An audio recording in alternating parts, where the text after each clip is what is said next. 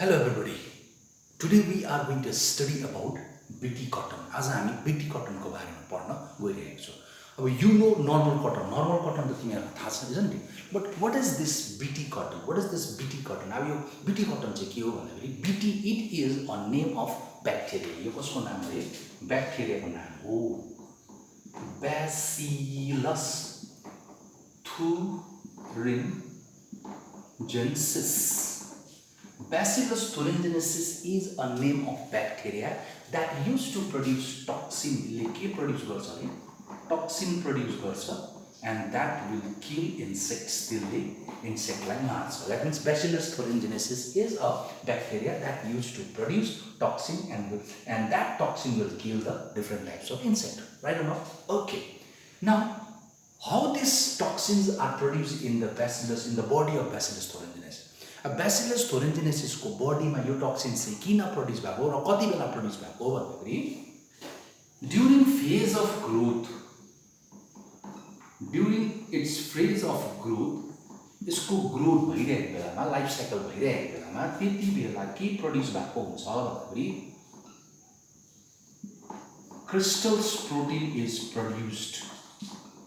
Crystal protein is produced in the body of Bacillus thuringiensis in its phase of growth. जब यसको growth को बेलामा त्यति बेला crystal protein produce भएको हुन्छ. कुरा बुझ्नु नि?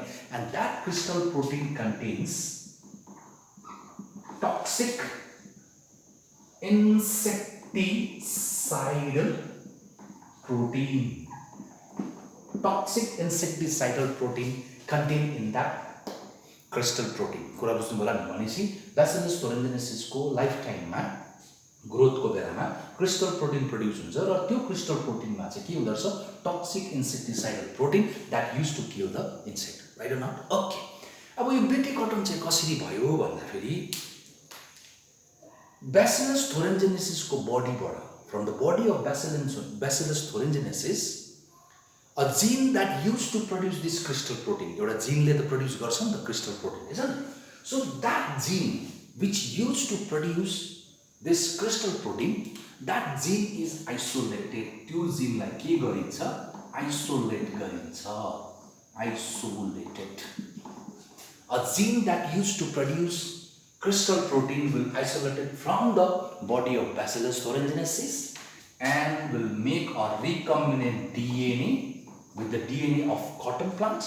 Cotton plants को DNA सँग त्यो Bacillus thuringiensis को body बाट crystal protein produce हुने gene लाई isolate गरेर cotton plants को DNA मा recombinant DNA बनाइन्छ. Then after that recombinant DNA will insert it into the body of cotton plants. Cotton plants को body मा के गरिन्छ? Insert गरिन्छ. Now here what happened? Cotton plants contain a gene of Bacillus thuringiensis. Cotton plant contains a gene of Bacillus thuringiensis. That's why this cotton plant is called as a Bt cotton. So why cotton plant is called as a Bt cotton? Because cotton plants contain a gene of Bacillus thuringiensis that used to produce crystal proteins contain insecticidal protein that used to kill the insect. That's why this cotton plant is called as a Bt cotton. I think you got it. Yes or no? Okay. Now, these toxins that used to kill different types of insects. It used to kill different types of insects. Toxins that produced from the body of Bacillus thuringiensis will kill different types of insects. Lepidopterans भन्ने insects. कुरा बुझ्नु होला. Lepidopterans. So what is this? This is the insect of tobacco bollworms and the armyworms. Is that clear? Tobacco birdworms को insect लाई हामी के भन्छौं? Lepidopterans भनेर भन्छौं. Insects of beetles like coleopterans and next one is dipterans कोलाई भनिन्छ flies and the mosquitoes लाई. कुरा बुझ्नु होला नि? And these are the insects which are killed by the toxin which is produced from the body of Bacillus thuringiensis. Right or not? Okay. Now, अब एउटा question के arise हुन सक्छ भन्दाखेरि why does toxin which is produced in the body of Bacillus thuringiensis not affect the bacteria? Bacillus thuringiensis को body मै toxins त produce हुन्छ तर त्यो toxins ले Bacillus thuringiensis लाई किन असर नगरेको भनेर क्वेशन आउन सक्छ. So at that time what you have to write भन्दाखेरि you have to write toxin is in the inactive form, त्यति बेला टक्सिन चाहिँ के हुन्छ, इनएक्टिभ फर्ममा हुन्छ र that inactive toxin is called as a protoxin. कुरा बुझ्नु होला नि। Toxin which is produced in the body of Bacillus thuringiensis is in the inactive form. That inactive form of toxin is called as a protoxin. कुरा बुझ्नु भयो। And when this protoxin is engulfed by, जब यो प्रोटक्सिन्सलाई engulf गरिन्छ कसले, इन्सेक्टले, त्यति बेला इन्सेक्टको got भन्छौँ हामी यस र इन्सेक्टको मिड गटमा जब यो पुग्छ, कुरा बुझ्नु भयो, what reaches to the mid gut of insect, that is protoxin. At that time, this mid gut, its pH value is less than 7, more than 7. यो insect को mid gut मा pH value के हुँदो रहेछ, more than 7, and more than 7 हामी alkaline भन्छौँ, less than 7 हामी के भन्छौँ, acid भन्छौँ भनेर we know that, isn't it? So that means the pH is alkaline pH. pH is alkaline pH. Yes or no? So in this alkaline pH, this protoxin will become active toxin. कुरा बुझ्नु होला नि। Is that clear?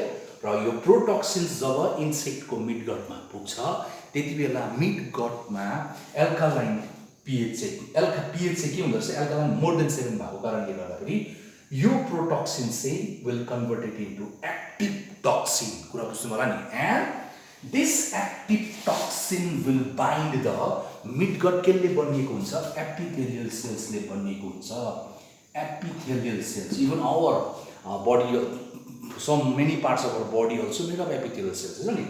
र insect को त्यो mid gut पनि epithelial cells ले बनिएको हुन्छ भने this active toxin will bind this epithelial cells of mid gut. र mid gut को insect को mid gut को epithelial cells लाई के गर्छ, यो toxins ले के गर्दिन्छ, bind गर्दिन्छ। कुरा बुझ्नु भयो। and bind गर्दाखेरि it will starts making pores, सानो दुलोहरु बनाउँछ, holes हरु बनिन्छ र त्यो holes बनिन थालिसकेपछि अब पोल्नु थाल्छ होला insect लाई।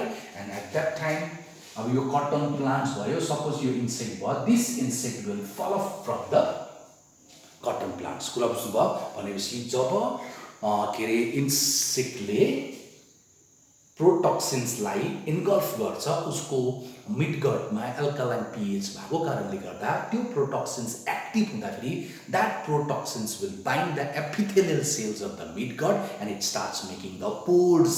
कुरा बुझ्नु होला नि।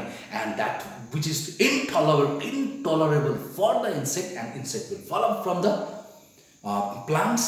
and यो insect चाहिँ it takes more within 6 hours to die. भनेपछि फत्रक भएर 6 घण्टामा चाहिँ insect के हुन्छ, मर्छ। कुरा बुझ्नु भयो। I think up to concept is clear, isn't it?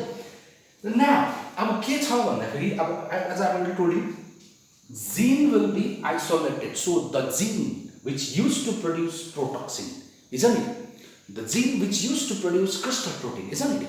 So that gene is named as, त्यो gene लाई नाम दिइन्छ and that name is called as a CRY. के भनेर नाम दिन्छ अरे, CRY. so what is this CRY?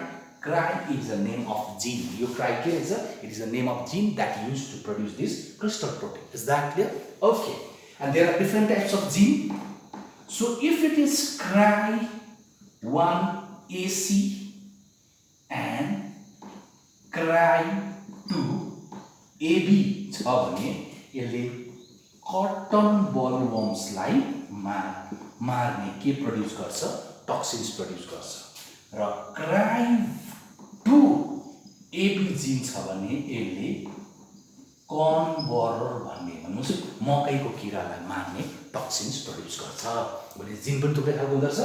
CRY 1AC र CRY 2AB जिनले चाहिँ कोलाई मार्ने टक्सिन्स प्रोड्युस गर्दो रहेछ, कटन बलवर्म्सलाई। र CRY 2AB ले चाहिँ कुन CRY 2AB भन्ने जिनले चाहिँ कस्तो खालको टक्सिन्स प्रोड्युस गर्दो रहेछ, कर्न बोरर्स भनेपछि मकैमा लाग्ने किरा मार्ने टक्सिन्स चाहिँ प्रोड्युस गर्दो रहेछ। I think this is the concept of the BT cotton. I think it's clear. So आजलाई यति, फेरि भेटौँला।